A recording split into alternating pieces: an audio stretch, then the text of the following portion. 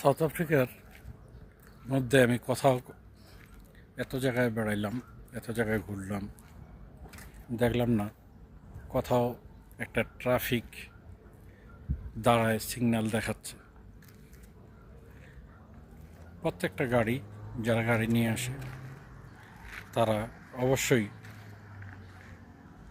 Signal বাতি আছে, signal বাতি দেখলে ব্রেক করবে এবং মোড়গুলোতে ব্রেক করবে। এরকম তিন মাথা মোড়গুলোর মধ্যে ব্রেক করবে।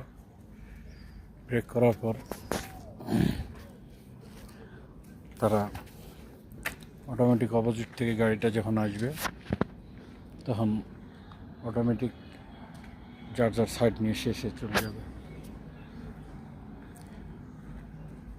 এটাই হচ্ছে নিয়ম।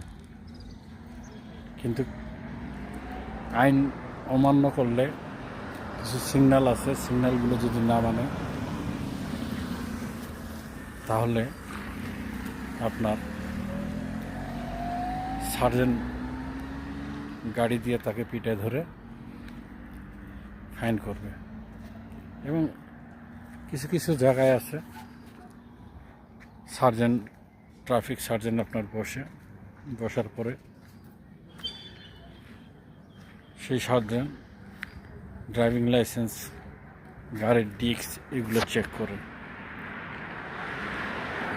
কি সুন্দর তারা প্রত্যেকটা নিয়ম মানে চলে। এটাই বাস্তব সাউথ আফ্রিকা।